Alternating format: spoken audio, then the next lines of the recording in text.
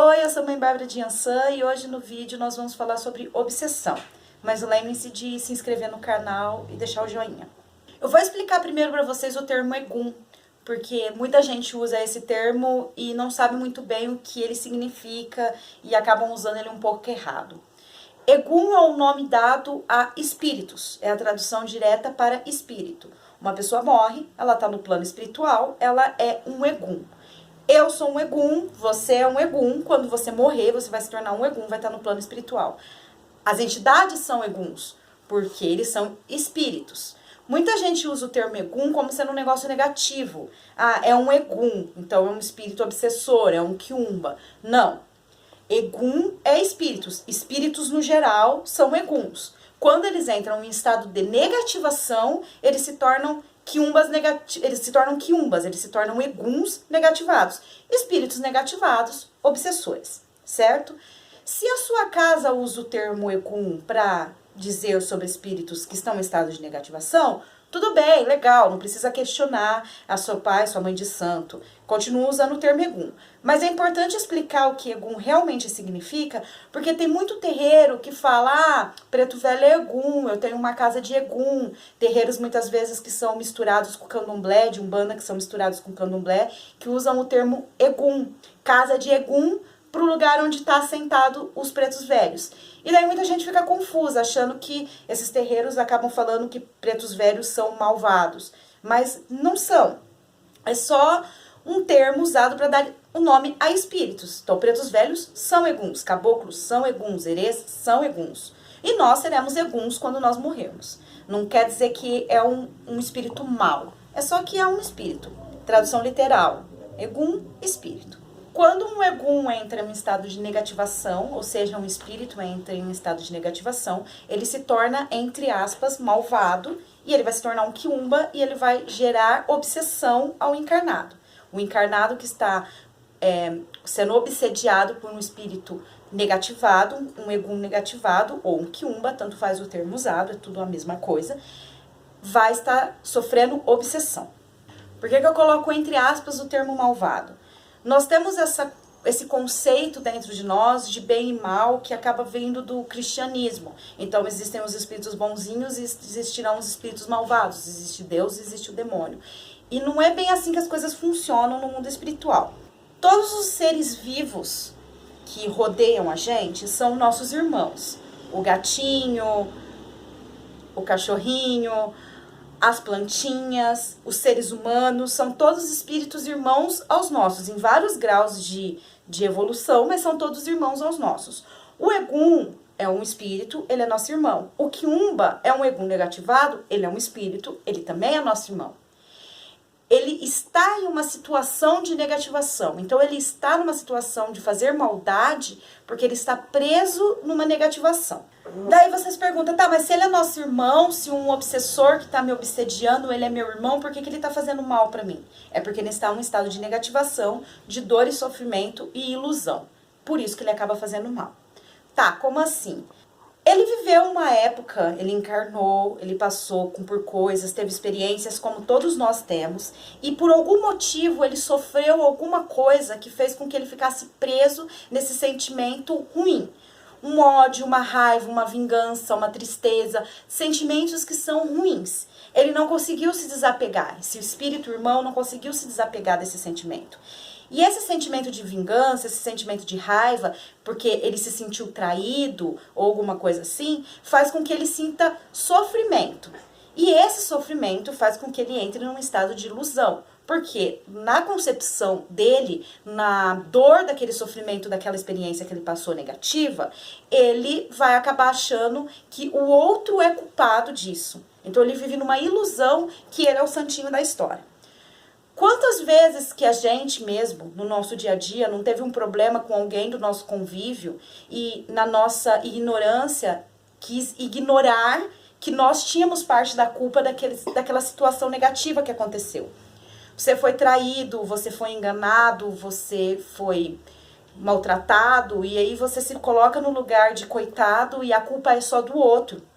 Você está num estado de ilusão, porque na realidade os dois são culpados. Em uma briga, Os dois lados são culpados, os dois lados têm seus motivos. Se você foi abandonado pelos seus pais quando você era criança, pode ser que você não tinha feito nada como bebê naquele momento, mas você tem um histórico reencarnatório. Então, coisas foram feitas. Você pode não ter feito nada para a pessoa hoje, mas existe todo um histórico reencarnatório. Então, esse sentimento pode vir de antes. Ninguém é santinho.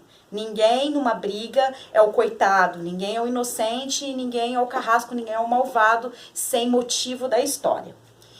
E no nosso dia a dia mesmo, quantas vezes que a gente não foi enganado no trabalho, por exemplo? Uma colega de trabalho, um colega de trabalho te ferrou, fez alguma coisa que você não gostou, te gerou um problema, gerou um desentendimento, gerou um ódio, gerou uma vingança ali, e quando você teve a chance, você foi lá e quebrou as pernas dela, você foi lá e se vingou, porque você achava que você estava no direito de devolver na mesma moeda aquilo que fizeram pra você.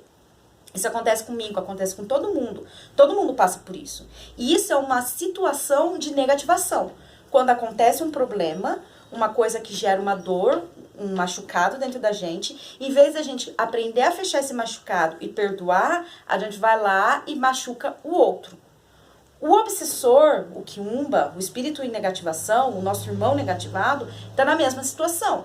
Aconteceu uma coisa, ele criou um ódio, ele está sofrendo por causa disso que aconteceu, porque sentimentos negativos geram dores, e ele construiu uma ilusão de que ele é o coitado da história e que ele tem direito de fazer justiça com as próprias mãos. É isso que acontece. Então ele vai pegar o encarnado, e ele vai obsediar o encarnado, e ele vai achar que está na razão de se vingar pelo mal que ele sofreu.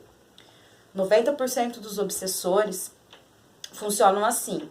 Lá numa vida, quando eu vivi no Egito, a minha esposa foi, entre aspas, roubada pelo meu irmão, entre aspas, né, porque tem muita coisa envolvida no meio disso. E eu fiquei com raiva do meu irmão, e hoje meu irmão está encarnado e está casado com a mulher que era minha mulher daquela época, então eu vou acabar com a vida deles. E aí o obsessor fica lá, fazendo mal para aquelas pessoas, porque ele está em um estado de sofrimento, e ele está ilusionado, achando que ele tem direito de se vingar. Mas ele não é o coitado da história. Ele também tem um lado de coisas erradas que ele fez também. Claro, eu não tô dizendo pra vocês que o obsessor, o quiumba, é um espírito legal. Ele não é um espírito legal. Ele tá com sangue nos olhos, ele tá com ódio, ele tá com raiva, ele tá com aquele sentimento de vingança e ele não consegue se desprender dessa dor que ele tá sentindo. Então ele vai querer gerar dor ao outro porque ele está sentindo dor. Então ele está negativado. Por que eu tô dizendo isso? Porque eu não tô dizendo que vocês têm que ser amiguinhos dos obsessores caso vocês estejam sofrendo obsessão. O que vocês precisam ter é carinho e perdão a ele. Entender que ele está perdido e está em estado de negativação. Ele não é mal só porque ele é mal. Ele só tá desorientado. É por isso que a gente não pode, num tratamento de desobsessão, seja num terreiro, seja num centro espírita, seja onde for, simplesmente os espíritos amigos, as entidades virem, pegar aquele obsessor, desgrudar do encarnado, limpar o encarnado, dar uma surra nesse obsessor e jogar ele num vento, livrar, jogar ele fora. O vínculo não foi quebrado. Inevitavelmente esse obsessor, quando ele tiver a chance, ele vai voltar. E ele vai voltar mais puto ainda. Porque você gerou mais mal a ele, daquele mal que ele já tá achando que ele tem direito a fazer. Então eu tô com raiva, vou me vingar de você, aí você vai lá, chama um terceiro, me dá um cacete, me manda embora. Quando eu vou voltar com mais sangue nos olhos. Vou te fazer mais mal ainda. O termo correto a ser usado não é tirar o obsessor, não é livrar o do obsessor, é resgatar. O que você precisa fazer? Entendendo que ele é um irmão que está em sofrimento, você precisa auxiliá-lo, ajudá-lo a entender que ele está preso em dor. Porque geralmente todos eles estão presos numa ilusão que gera dor para eles. Então você precisa auxiliar. É isso que as entidades fazem dentro de um terreiro. As entidades vêm, as entidades resgatam esse obsessor, resgatam esse quiumba.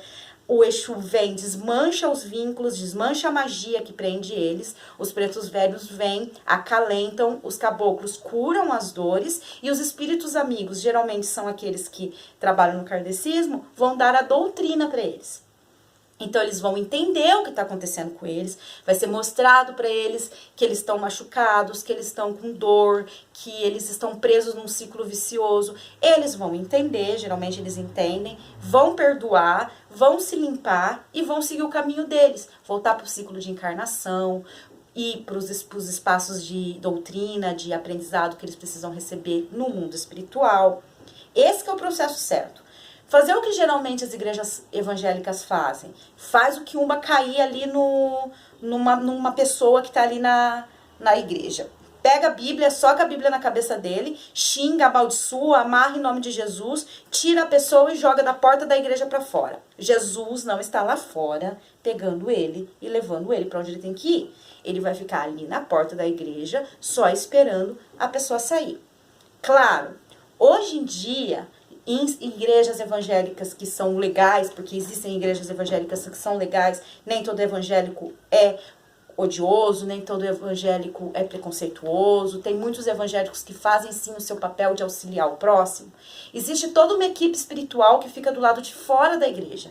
Quando o pastor pega o quiumba, joga o quiumba, pede a Bíblia, pega, tira e joga lá para fora, a equipe de espíritos de salvação já tá lá fora esperando para resgatar esse quiumba.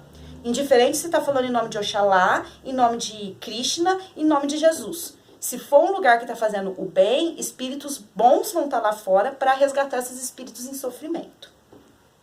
Então, assim, se você acha que está sofrendo uma obsessão, se você está tendo os problemas porque existem obsessores te rodeando, te fazendo mal, porque eles conseguem sim fazer a pessoa adoecer, conseguem fazer a pessoa se enfiar em droga, se enfiar em bebida, se enfiar em briga, se enfiar em um monte de coisa, que eles têm essa capacidade sim, porque eles têm esse controle mental em cima do encarnado fragilizado, porque geralmente quem está sofrendo com obsessão também está fragilizado.